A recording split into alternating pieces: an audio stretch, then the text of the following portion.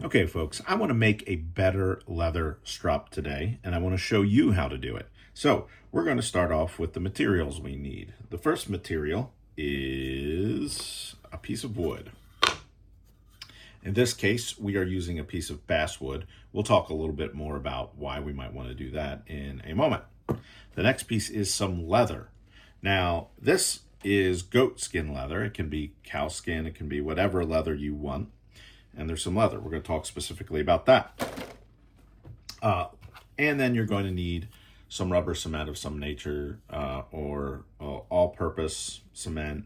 What, in particular, rubber cement, because it works in a particular way that we will get to, and it is good to have something to spread it with. Now, this is barge. Was everything I got here. I got at Hobby Lobby. You don't have to get it at Hobby Lobby. You could probably get this stuff in a number of places. This is barge. This was $8.49. The basswood. This is 3/8 inch thick, and it is 3 inches wide and 24 inches long. I cut it into 3 pieces. For those of you good at math, that should make sense. 3 divided by 24 is 8, so you got an 8-inch strop here.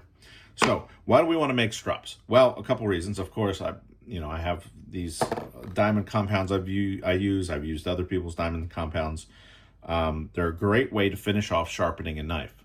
But that's not the only great use for them. Another great use for them is just maintaining your knife so you don't sharpen it as frequently and you don't remove as much material, and basically the shelf life of your knife gets longer because you're using a strop. So maintenance and sharpening. Those are the two good reasons. Now, let's talk about this particular leather.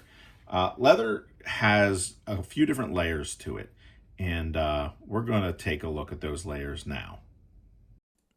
Okay, boys and girls, welcome to the studio part of this arrangement. I want you to take a look at this little cross section of leather here.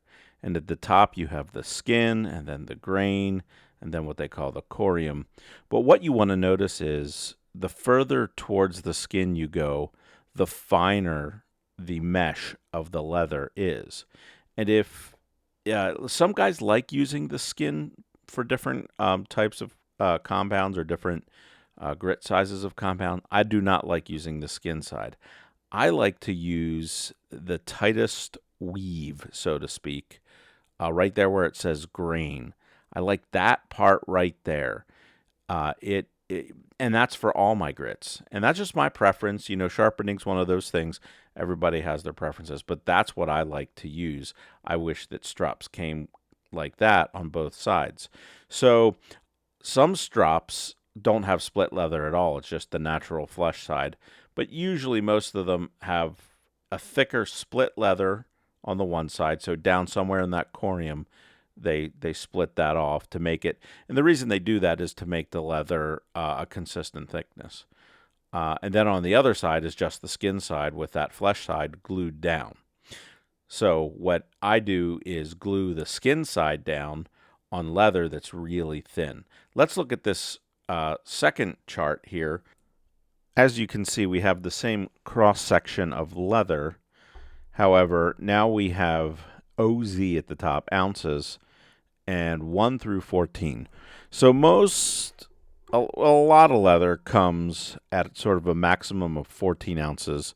Our American system just uses ounces to talk about the thickness. The rest of the world uses millimeters. You can get conversions, but I'm just going to talk about it in ounces because I'm American. So 14-ounce leather is pretty thick. That's what you would use for like a pretty hardy, thick belt.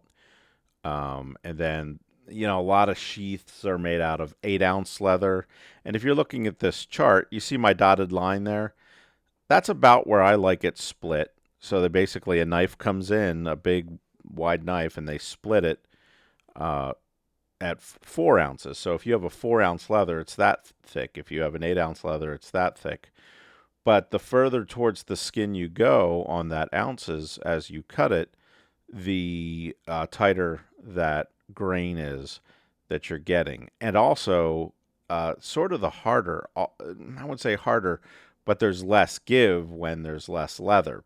So You get a little more of a hard a harder backed surface when you do that, because your wood is closer to the surface of the leather, and the leather itself is a little more dense uh, at those lower levels. So I like a 3 ounce, 3.5 ounce uh, piece of split leather when it comes to making a strop. So now you know a little bit about leather, and at least for me, my personal preference on what thickness of leather to get, and then you glue it down skin side down. Okay, now that you're a leather expert, the wood here can be any wood. But I use basswood, and the reason I used basswood, and you can see I have some of the compound on the back side of it. A lot of guys, especially when you get 1 micron and below, they like to use the wood itself to put the diamond cream on. It's harder than leather, but softer than like oak or some other kind of wood. Balsa wood is another wood that some people will use. Okay, so how do we make these? It's pretty simple. Now, I like to use what's called the flesh side of the leather, not the skin side, okay? Some guys, and when you buy strops, I always see this and I just laugh to myself because I don't like it. I don't like using this side of the leather. I only like the back side of the leather. But as in our leather discussion, this is a nice tight weave of leather here. Unlike leather like this, this is probably 10, 12 ounce leather here. And you see how much more coarse that is? So how do we put this together? All right. So what I do is I lay this skin side up, the side that I don't want to use. Then I get my wood block like that, and I lay it on there like so, and then I trace it. Trace around it with whatever you got, trace around it. Now, I'm not going to trace around this right now, but imagine I had traced around it. Then you want to get your leather. You want to get your glue. You want to get something to spread it with.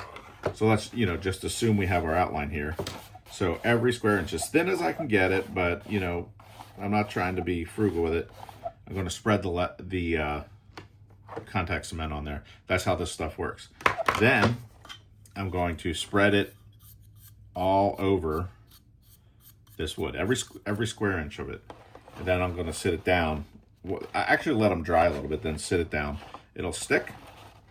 And once I've done that, I'll get a knife, say something like a Creely blade, and I will trim that right up to there, and you end up with a strop that looks like that. That's as good as any strop you're going to go out there and purchase.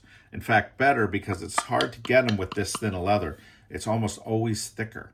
So I really like this is called the split. When you cut it like that, it's split. It's not a whole lot of money invested in it. You can make a lot of them, and they will work perfectly for you. So I hope that helps. I hope it gives you a little bit of motivation to go out and do a little craft project. All right. Thanks for tuning in. We'll see you on the next one. Hey there, it's Future Gary again. And if you've watched this video to this point, you are a special kind of special. And I would just encourage you to subscribe and like this video. It just does wonders for my self-confidence. Thanks a lot.